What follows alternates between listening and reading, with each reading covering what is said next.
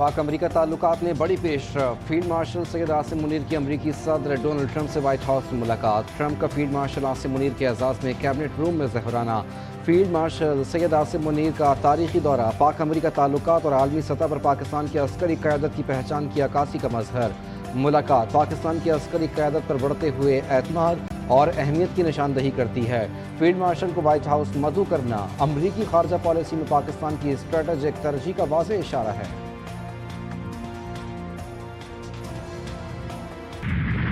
آج پھر پیغام ہے، غیر مشروع سرنڈر کر دیں۔ ٹرمپ کی ایران کو پھر دھمکی۔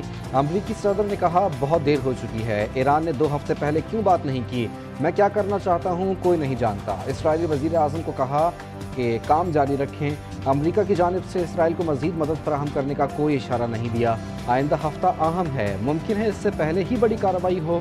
مجھے نہیں پتا کہ یہ سب کتنی دیر چلے گا۔ ایران سرنڈر نہیں کرے گا، اپنے شہداء کے خون کو فراموش نہیں کرے گا، نہ ہی اپنی فضائی حدود کی خلاف ورزی پر خاموش رہے گا۔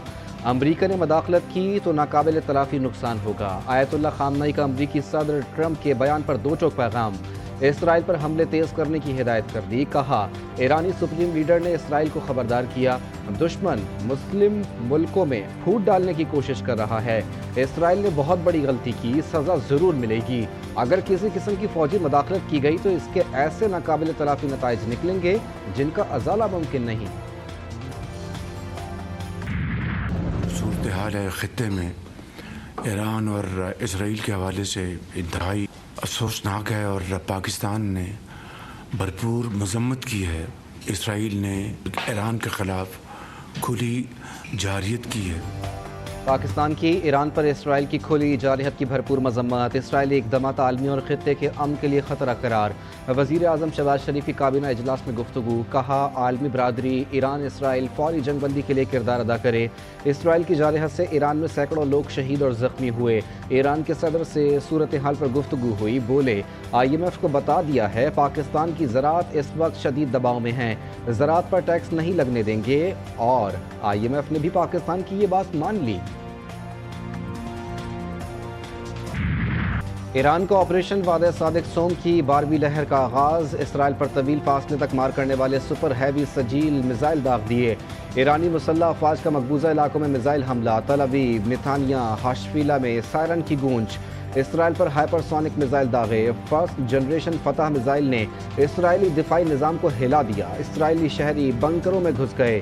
اسرائیلی ملٹری انٹیلیجنس امان کی تنصیبات ایک بڑا گودام اور میرون کا حساس فضائی نگرانی کا اڈہ بھی نشانہ بنا۔ ترجمان ایرانی وزارت خارجہ نے واضح کیا، ایران اپنا پرامن جوہری پروگرام جاری رکھے گا۔ اسرائیل کے ایران پر وحشیانہ حملے۔ تہران میں ریڈ کریسنٹ کے مرکز کے قریب فضائی حملہ۔ شدید دھماکے کی آوازیں۔ اصفہان میں کار پر حملے میں حاملہ خاتون شوہر سمیت شہید۔ حملوں میں شہادتیں 272 تک جا پہنچیں۔ ایرانی دفاعی نظام اور اسرائیلی حملے ناکام بنانے کے لیے فعال۔ ایران نے اسرائیل کے 22 ڈرونز کو مار گرایا۔ صبح ہونے والے حملے میں اسرائیل نے تہران سے مغربی علاقوں کو ملانے والی شاہراہ کو نشانہ بنایا۔ اسرائیلی حملوں میں شہید ہونے والوں کی نماز جنازہ ادا۔ 8 افراد کو سپرد خاک کر دیا گیا۔ ایران نے کوئی وفد عمانی دارالحکومت مسقط نہیں بھیجا۔ ایرانی وزیر خارجہ عباس عراقچی کی مذاکرات کے لیے وفد عمان بھیجنے کی خبر کی تردید۔ غیر ملکی نیوز ایجنسی رائٹرز نے دعویٰ کیا تھا کہ امریکہ سے مذاکرات کے لیے ایرانی وفد مسقط پہنچا ہے۔ اماراتی صدر شیخ محمد بن زاید ال نہیان کا ایرانی صدر مسعود پزشکیان سے ٹیلی فونک رابطہ۔ ایران کے ساتھ یکجہتی کا اظہار۔ خطے میں امن و استحکام کی بحالی کے لیے اقدامات جاری رکھنے کی یقین دہانی۔ اماراتی صدر نے کہا کہ موجودہ صورتحال میں ایران اور اس کے عوام کے ساتھ ہیں۔ UAE کا سلامتی کونسل سے تنازع فوری حل کروانے پر زور۔ امیر قطر شیخ تمیم بن حماد الثانی کو ایرانی صدر کا خط موصول۔ روسی صدر پیوٹن کا اماراتی ہم منصب سے رابطہ۔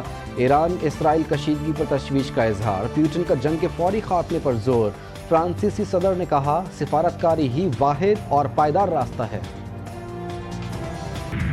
روس نے بھی امریکہ کو جنگ میں مداخلت سے خبردار کر دیا۔ روس کے نائب وزیر خارجہ کے ایران کے خلاف جارحیت میں براہ راست فوجی امداد سے باز رہنے کی تنبیہ۔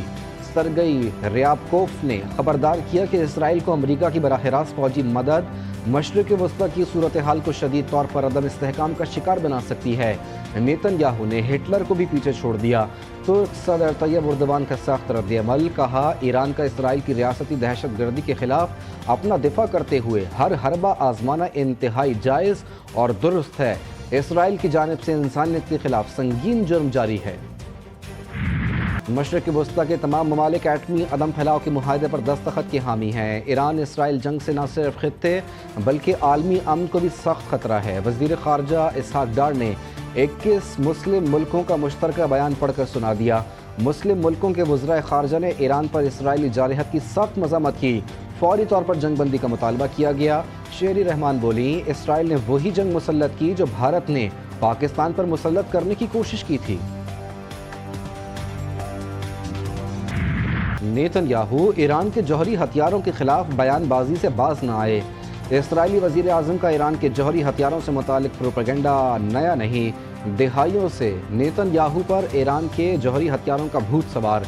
1995 से 2025 आ गया नेतन्याहू के वही इल्ज़ामात। ईरान को रोको, ईरान को रोको, वो जौहरी बम बना लेगा।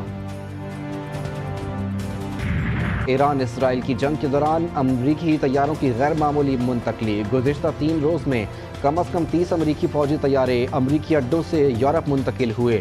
BBC के मुताबिक अमरीकी फ़ौजी टैंकर तैयारे लड़ाका तैयारों और बमबार तैयारों को दोबारा ईंधन देने के लिए इस्तेमाल होते हैं।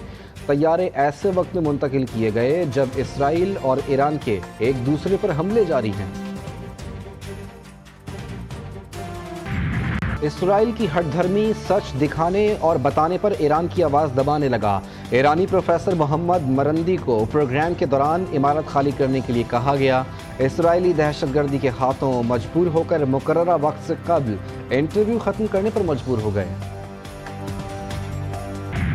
ईरानी कौम और फोर्सेस का जज्बा सेहूनी होश खो बैठे। ईरानी फोर्सेस के हाथों गिरफ्तारी पर इसराइली खुफिया एजेंसी मोसाद के एजेंट की खुदकुशी की कोशिश। ईरानी फोर्सेस ने खुदकुशी की कोशिश नाकाम बना दी। मोसाद के एजेंट की वीडियो मंजर आम पर। ईरान में फंसे ज़ायरीन की वतन वापसी। ज़मीनी रास्ते अशकाबाद पहुँचने वाले 107 पाकिस्तानियों को PIA की खुसूसी परवाज़ के ज़रिए इस्लामाबाद पहुँचाया गया। 300 से ज़ायद पाकिस्तानी पाक ईरान बॉर्डर के रास्ते तफ्तान पहुँचे। ज़ायरीन और तुलबा पर मुश्तमिल काफ़िला तफ्तान से कोयटा पहुँच गया। भारतीय वज़ीर आज़म का पाक भारत तनाज़े पर अमरीकी किरदार तस्लीम करने से इनकार।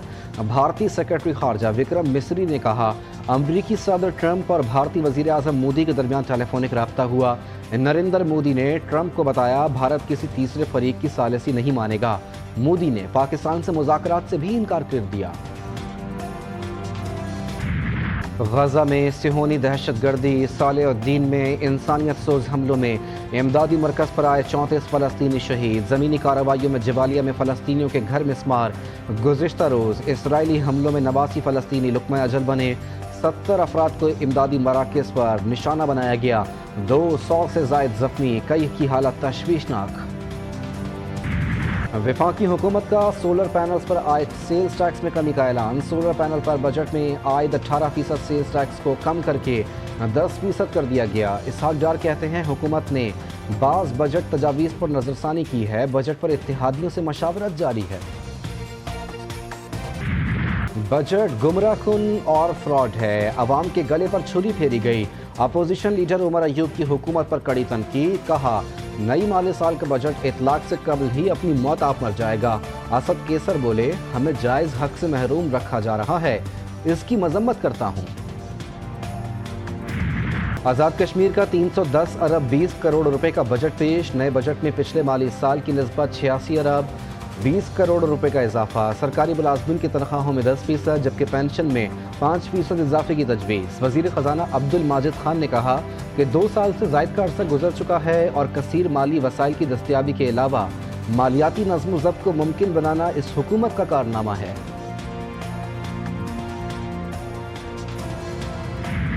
ملک کے دیگر شہروں میں گرمی کی شدت برقرار، میدانی علاقوں میں دن کے اوقات میں شدید گرمی کا راج۔ کراچی میں گزشتہ رات سے سمندری ہوائیں بحال ہونے سے گرمی کا زور ٹوٹ گیا۔ محکمہ موسمیات کے ملک بھر میں 25 جون تا 2 جولائی تک مانسون کا پہلا اسپیل متوقع۔ FIH نیشنز کا پاکستان نے سیمی فائنل کے لیے کوالیفائی کر لیا۔ پاکستان بہتر گول اوسط کی بنیاد پر سیمی فائنل میں پہنچا۔ پاکستان پول میں بھی 4 پوائنٹس کے ساتھ دوسرے نمبر پر رہا۔ پاکستان کا سیمی فائنل میں کل فرانس سے مقابلہ ہوگا۔ پاکستان کو آج نیوزی لینڈ کے ہاتھوں 4-3 سے شکست کا سامنا کرنا پڑا۔ ایرون فنچ نے بابر اعظم کو دنیا کرکٹ کا بڑا کھلاڑی قرار دے دیا۔ سابق آسٹریلوی کپتان کا کہنا تھا کہ BBL ڈرافٹ میں پاکستانی کھلاڑیوں میں بابر اعظم سے بڑا کوئی نام نہیں۔ ایرون فنچ نے پاکستانی کھلاڑیوں اور بابر اعظم کی بیٹنگ کی کھول کر تعریف کی۔ سابق آسٹریلوی کپتان نے کہا کہ شاہین شاہ افریدی بھی بگ بیش لیگ کے ڈرافٹ کا حصہ ہیں۔ وہ میچ ونر اور بہترین پرفارمر ہیں۔